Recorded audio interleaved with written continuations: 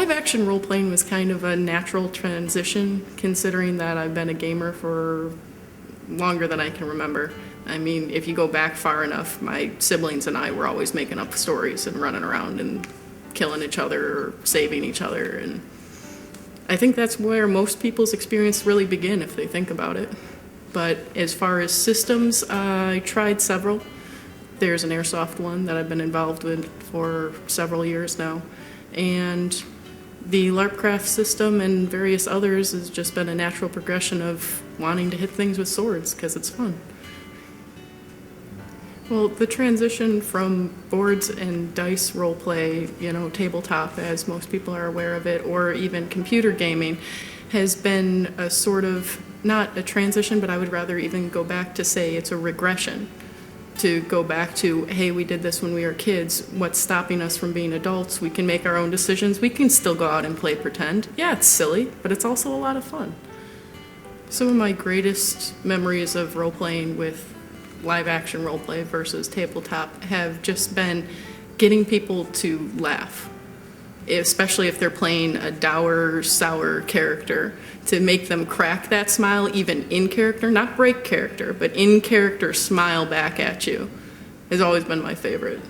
Writing is heavily involved when you do live action roleplay, because even if no one else sees it, to have that information in the back of your mind and know that this is where my character is coming from, this is where my character might be, this is a poem my character wrote.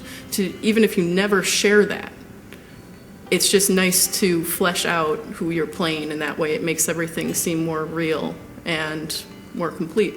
You're not just out there because, oh, that guy looked at me funny, I'm gonna get 5 of my friends and kill him. No, maybe that guy looked at you funny because you tread over his turnip patch, and that's all he had to eat for the winter. And you could maybe go and talk to him about it.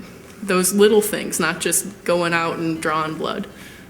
There are a lot of characters who aren't combat driven, and granted, a lot of systems delegate them to simply being NPCs, but it's always been my philosophy to play any player character PC as if you were playing an NPC, a non-player character, because if you create a character that you would want to engage in, other people will want to engage in with that character as well.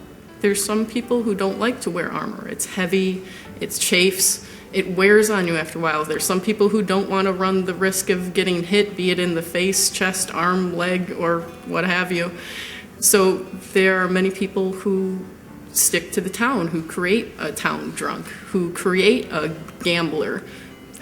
One of my favorite NPCs was a poisoner, and she brought other people out into the woods to gather and look for these berries and flowers, and didn't tell anyone they were for poisons, that they were for dyes, for cloth. But then she lost a lot of them gambling, because she was a gambler and kind of a drunk, but nobody knew they were poisons until much later in the game.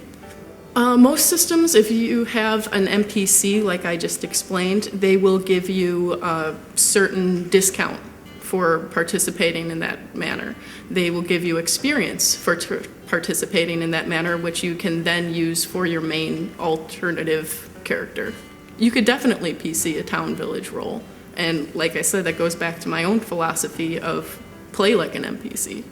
If one of the greatest compliments I've ever received is, I thought you were an NPC, when I've been playing player characters. I have a few friends who aren't into this, who don't understand, who think it's completely silly and that you couldn't catch them dead doing it.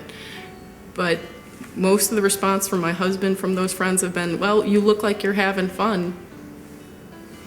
Why not do it? And a couple of them have tried, a couple of them found it wasn't for them, a couple of them really liked it. It's not for everybody, but I'd say you should give it a try before you make that judgment call.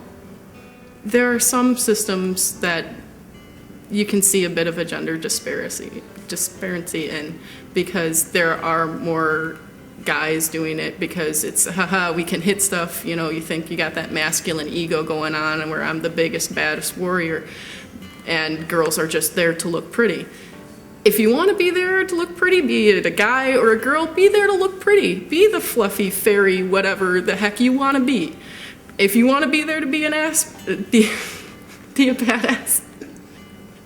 Or an ass. If you want to be an ass about it, you can be the biggest asshole you want to be too. But you can also be a badass and kill everything that crosses your path because you're insane. But regardless of your gender, go out there and play how you want to play. Don't let society or what you think the system might be define your role when you can imagine your role.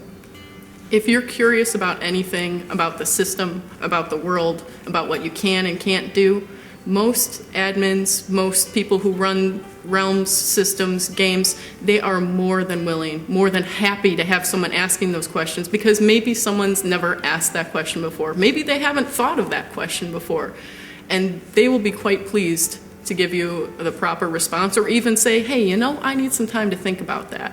And they'll get back to you. And maybe you've created a whole new class, system, ecology because of that question. And then you're the ruler of that area. The need that LARPing fulfills for me is definitely a theatrical need, because I'm also a theater nerd. That's sort of where the whole RPG thing comes in. I also used to be a forensics and debate teacher, and I really like interacting with people where you have no consequences.